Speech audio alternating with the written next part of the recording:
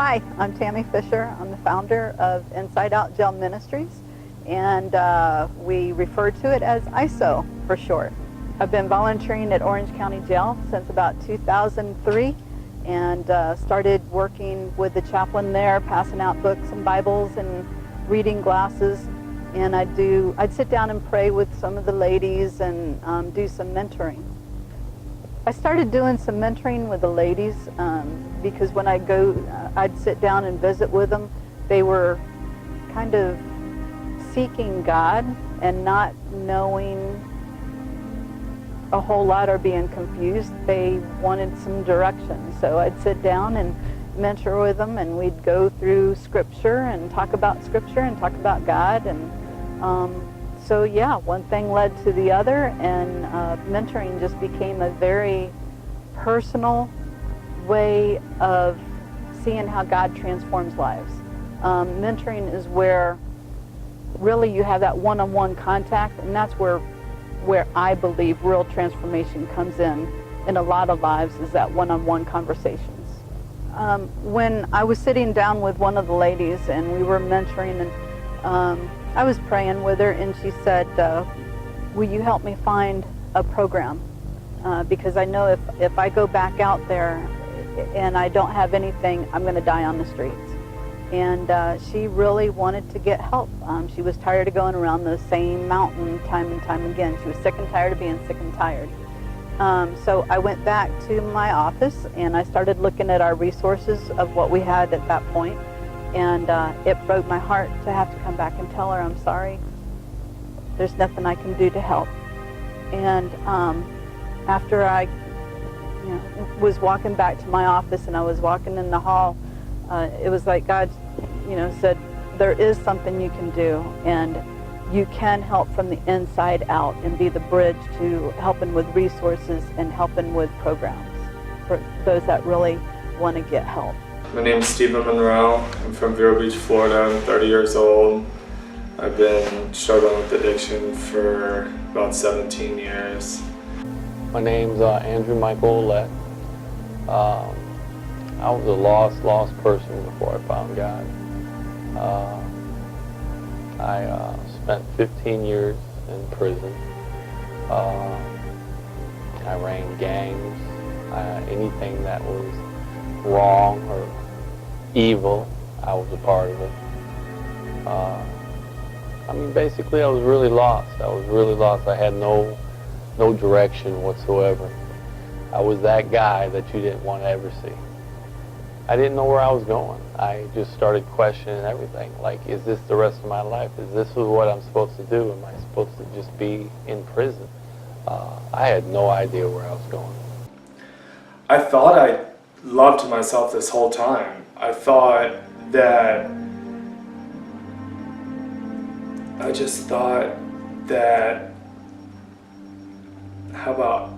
I've learned since I've been here that the devil will sit idle until you give him that one little inch to get into your life, and then he teaches you how to think and how to act and how to respond to things. And I just thought that was normal, and it's not normal. I thank God every day for the people that help Inside Out Ministries. I was feeling out, talking to people, trying to find a place to go. I met an individual by Miss Carwise. Miss Carwise basically says, you know what, there's somebody you need to talk to. I'm the email. And Mr. Fisher, Brian Fisher, just out of nowhere shows up one day, and I got to talk to him. And I basically gave him a summary of my story, 15 years incarcerated, nowhere to go, don't know what I'm going to do when I get out. And if I got out, obviously I was on parole, and I would have been violated and go right back in. So that's when I first initially met Brian Fisher. I am Brian, and I am husband of Chaplain Tammy, who started Inside Out Jail Ministries. And I am involved in the men's side of the ministry. I have served in 33rd for about 4 years now. and have just been an encourager for Tammy as she's developed inside out. I am the men's ministry coordinator at this moment. We only started the men's side about 2 years ago, 2.5 years ago, and we ran well for about 6 months to a year. We're building momentum, but male volunteers are just hard to come by. So we've got a desperate need for men that will come in and work with the guys. And now that we've been asked to go in and work inside of another facility, they've given us bigger responsibility. We've got a bigger need for volunteers. So I started volunteering once a week on Tuesday nights with the recovery group, and as part of that recovery group, got to know some of the guys, got to see some of the need, and it didn't take long in seeing the need and the desperate need of the guys that I saw that what the women were doing, or what Tammy was doing with the women on the women's side, was desperately needed by the men. And there was one particular day that I was there on a Tuesday evening, and one of the things that we do in the group is to do a check-in. And it's my name is so-and-so, and my struggle is such and such, and this is how I feel.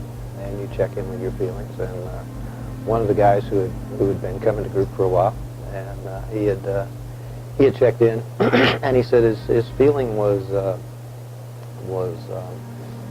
apprehension and anxiety. And I remember it clear as day. He said, I can do this in here, but when I walk out that door on Saturday, I don't have anybody. And I know that without help, I'll be back. And it was there that I knew that we had to start working on the men's side. Well, my name is Angela Harris. I've been using cocaine off and on for 32 years. And with my drug use, I had 2 cocaine-addicted kids. I was in very emotional, abusive relationships. And my addiction, I couldn't fight my addiction. I cried out for help so many times, but when I did get help in my addictions, I faked the programs. I really wasn't real with myself. And so for many years, I battled this cocaine addiction. And this last time I went to jail, I never thought I would be in jail, and I got 9 months in jail, and because of that, I'm where I am today. I went to like 3 different classes, and my expectations at first is like, well, I don't need to go to a program at first. I was like, I don't need to go to a program. But then once I said, let me go and see what it's about.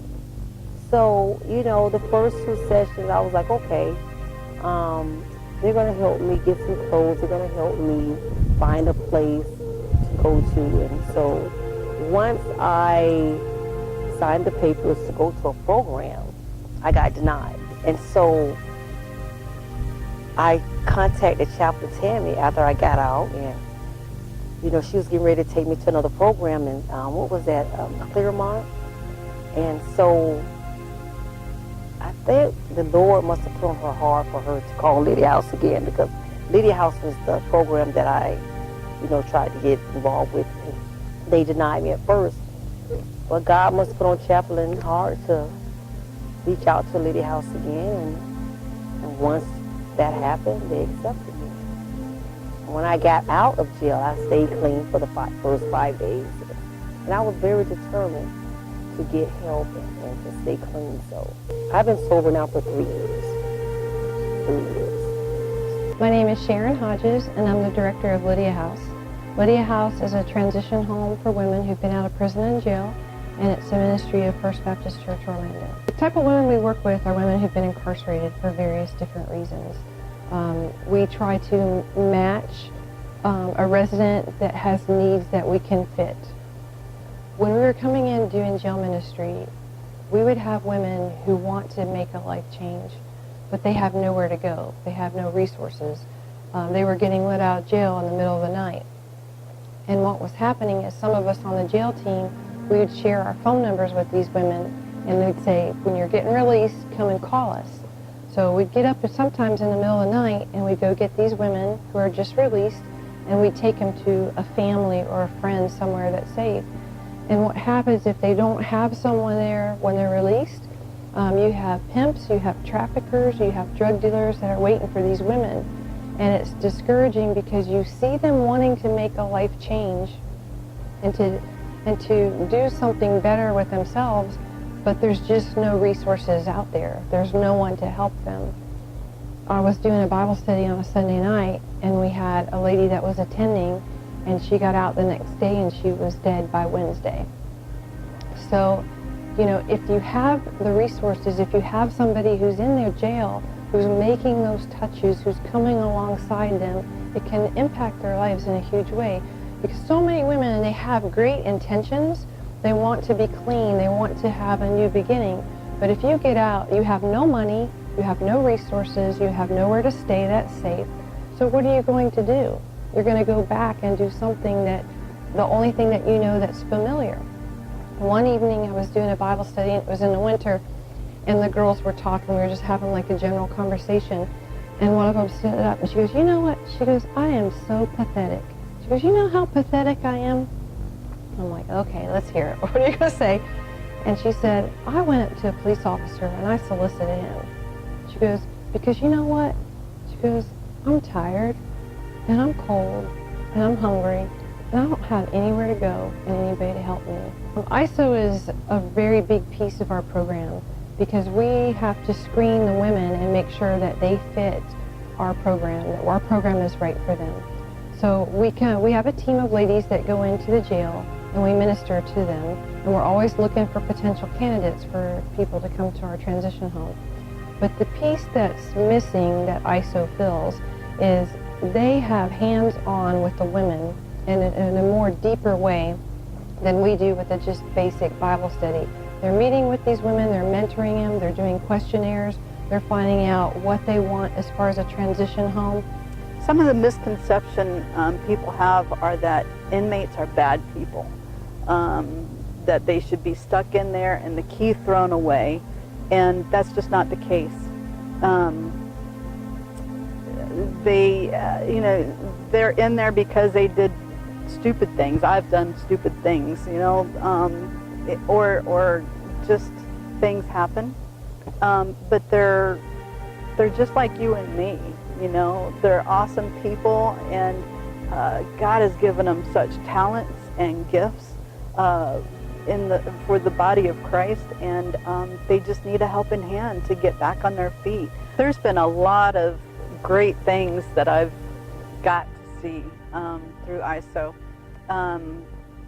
Just getting to see some of the folks that graduate from programs and see them on the other side, and from seeing them from inside to seeing them where they are now in their lives, and now they have jobs and they have cars and they have married, and some's had kids and having kids, and there's just so many different things that happens.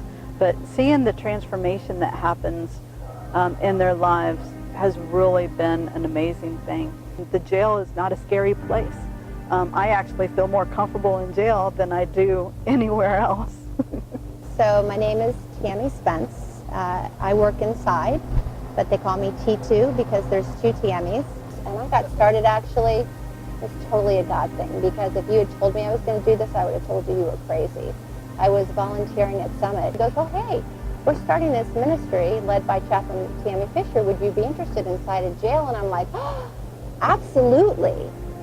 Truthfully, I was thinking, no. But my mouth was saying, yes, I'd absolutely like to do it. And in that minute, a really good friend of mine that I went to after with, Jenny, came in. And I said, Jenny will do it with me. And he explained it to Jenny, and Jenny said yes. And we walked outside, and Jenny said, I don't want to do it. And I said, I don't want to do it either. I mean, there's bad people in there. I mean, like really bad people, and I don't want to do it. And we were too embarrassed to tell Summit that we didn't want to do it, so we took the class, and we went in. And that was 4 years ago, and it was the greatest gift ever. And I mean, God has led me the whole way. There's no question on where I'm supposed to be. And now 4 years later, I just love them. I mean, they are so worthy, and so they're just great girls. So that's how I started. And so when I walked in, you want to talk about sweating? I was sweating. I just felt like God led me the whole way, because I would have never done it. I would have never said yes. It wasn't even on my radar, something I would have done or thought I could do or interested in. I mean, not. So it is all a God thing. And I know it's where I'm supposed to be, because I get there at 8 in the morning, and I'm volunteering. And it's 5 o'clock, and I could stay a whole nother day.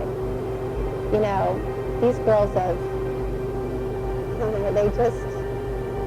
they see themselves as unworthy to be loved, and I think that by the time I get there, they're so used to that they don't, I think I'm the first person that's been able to show them that there's any kind of grace, because they've been in such a bad world for so long that it's been like the greatest gift. And when you give that kind of thing, you get it back way more than you ever give. Just do it. Don't think about it. Jump in. The rewards will be 1,000 times better than anything you could ever imagine. These girls are so worthy to be loved. It's the best thing I've ever done. It is the best thing besides my daughter and my marriage that I've ever done, ever.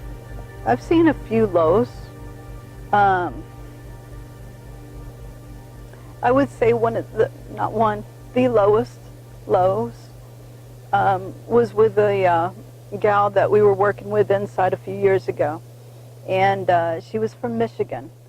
And I had been talking to her mom, and of course there was some issues because she had addictions, and so there was a definite strain in the family. And so the girl had wanted to go back home to Michigan, and of course the family was not quite sure what they wanted to do, whether they wanted her to come home or not. And so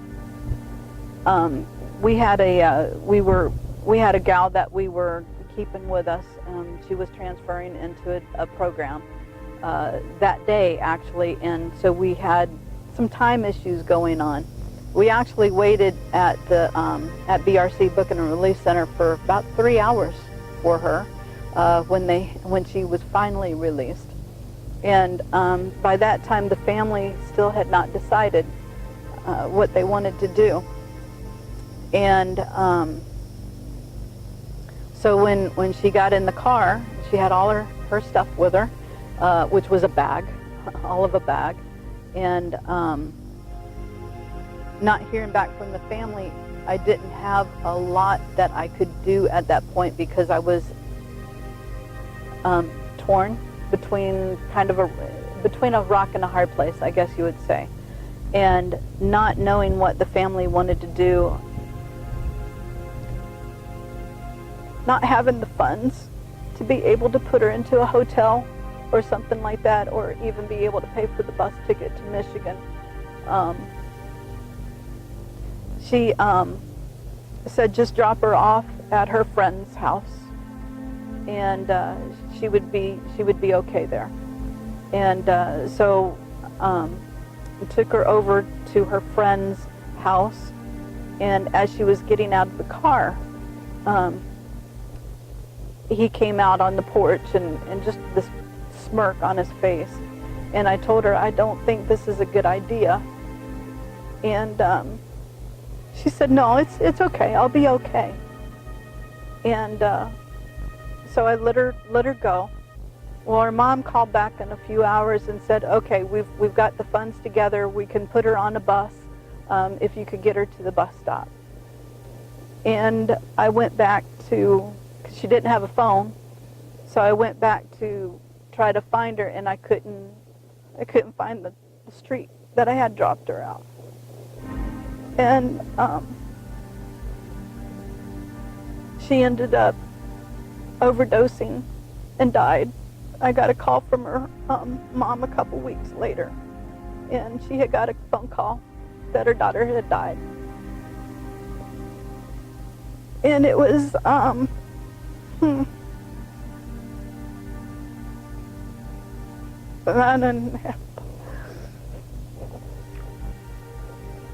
so that was one of the lows that I feel could have been prevented.